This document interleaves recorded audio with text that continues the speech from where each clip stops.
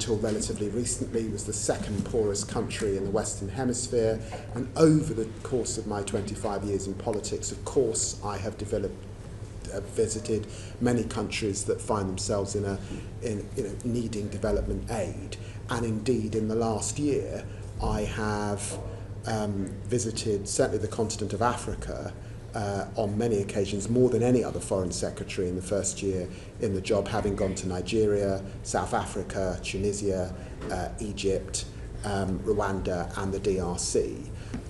The decision that we made and is a decision to increase defence spending. I have said in the past, and I stand by that it would be wrong to assume that increases in defence spending do not also assist people, particularly facing conflict. And the war in Ukraine has cost the continent of Africa $7 billion. And it's also right to say that if you look at the development story, this country's contribution to the development story, going back to that period after the Second World War, then the government spend in this area is like an accordion between development at one end and soft power, between diplomacy and between hard power, of course, and defence spending.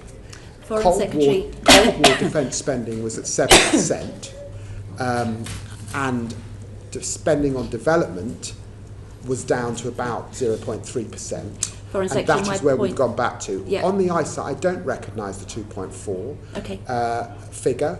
It's 0.3. That is what we're attempting to go down to. So what I'm not going to say or back up is a 2.4 presumption that I don't recognise. My point though was when you came into a reduced budget of 0.5, and you set out a very powerful vision. I mean, particularly your Kew Garden speech around climate, I thought was inspiring, and I was really excited by that. But then suddenly you're down to 0.3. So can you deliver your vision, or has your vision changed with that quite dramatic cut?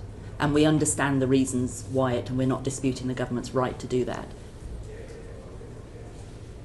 I think that we are setting out a powerful vision, and we are absolutely not shrinking or diminishing our ambition for assistance.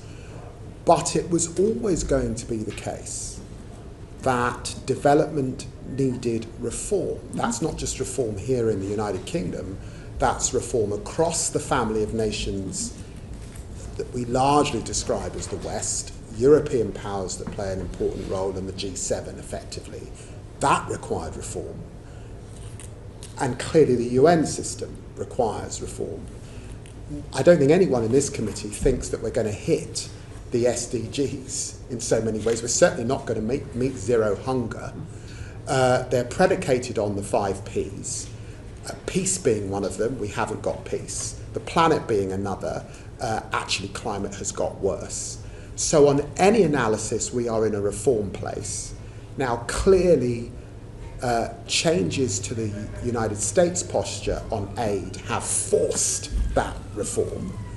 And clearly, when you see Germany cutting humanitarian aid by 53%, Belgium cutting aid by 25% over 5 years, France cutting aid by 36%, Canada, the Netherlands, Sweden, Switzerland, the system requires reform. Now, had we been in government 3 or 4 years ago and leading that reform, I wish we were, but we were not. So we find ourselves in the place that we are, and we have to be responsive to what countries are saying to us. And in the trips that I have made to the continent of Africa, in the New Africa approach and the consultation that we have made, we have to hear the voice of African leaders. I was with President Ruto just 2 weeks ago. He's not raising development with me. In fact, when they do raise development, what they say is, we are sick of the ping pong that exists in Western democracies. One government comes in and takes one approach, another government comes in and takes a different approach. What we want, they say, is we want trade, we want investment, we want jobs, we want the same that you want in your poorest constituencies. That's what they say to us. So how have you reformed your vision in the last year? Well, we are reforming our vision. I've watched Baroness Chapman in front of you, you are aware that we are consulting at the moment. We do not want cliff edges, as happened under the last government. We're absolutely clear about that. So your vision remains the same? We are doing a line by line. We are doing a line by line. We launched the Africa approach, which we will respond to.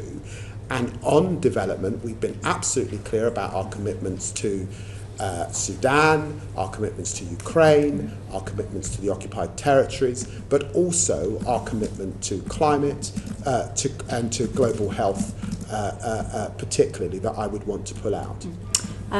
We'll come into all of those in this session, if that's okay.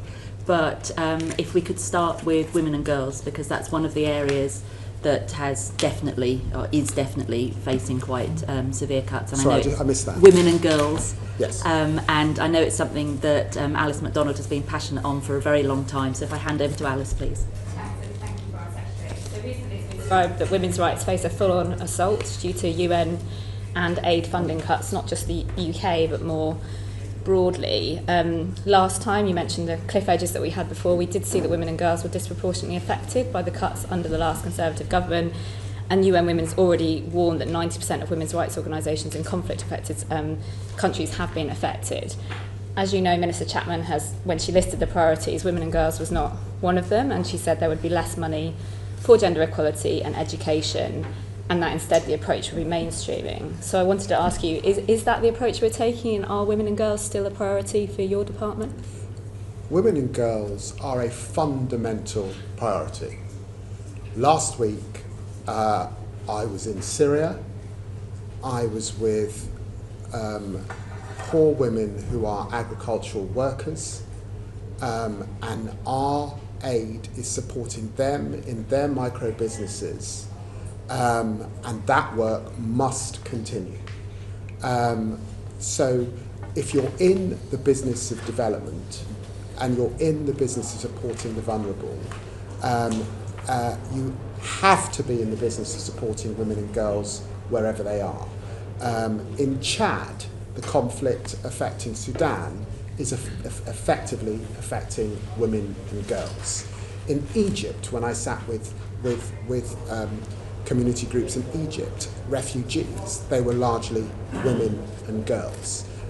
So time and time again, we come back to women and girls. That's why I appointed the most senior parliamentarian of our generation to help the department lead on women and girls, and I'm very pleased that Harriet Harman accepted that job and has taken up that opportunity to work with us.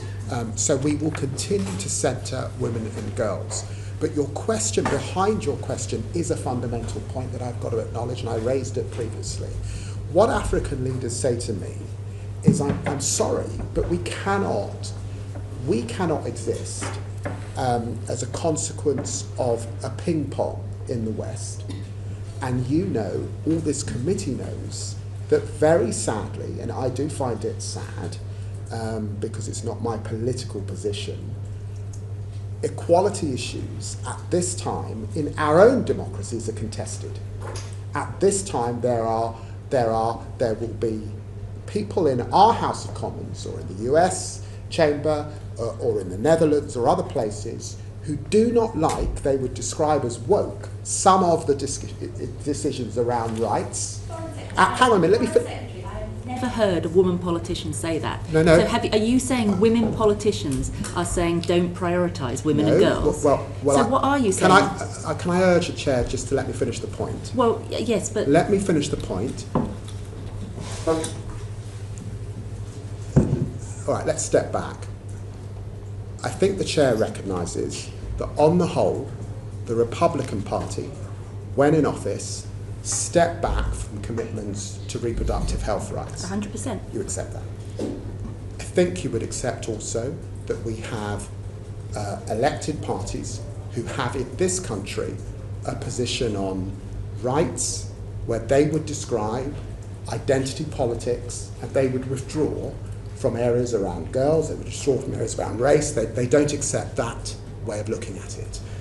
And the point is that leaders in the global south see this And we say we don't want to be at the mercy of aid decisions that are politically motivated in the West. What we want is sustainable funding for girls that survives your political debates. That's what they say to me. So what do you say to that smallholder woman farmer in Syria when you say we're not ring-fencing money for her? No, I say it's for us to mainstream and to integrate that work so it is not at the mercy of who happens to win an election in the global north. So why that is what I say. So why is the UK not ring-fencing money for women and girls? Why is it mainstreaming it? So mainstream in education, for example, if you are a girl who has been sold as a child bride, if you've had FGM so you can't attend school, why are we not prioritising girls' rights so that they can go to that school? Because if you just say, well, we've built a school, turn up, that's not going to happen in a lot of places. Well, can I just push back on that point? The appointment of Baroness Harman and Lord Collins representing the UK at the UN Commission for Status of Women, underlining our commitment to this gender, is not rolling back on women and girls. In January, when I visited the Chad border and I put more money, 20 million additional funding into supporting women and girls, 88% of the refugees, women and girls, is not us rolling back on this agenda. UK funds supporting work in Gaza particularly is not rolling back on this agenda. We had a special representative preventing sexual violence at a conference which Lord Collins led just a few weeks ago, is not rolling back on this agenda.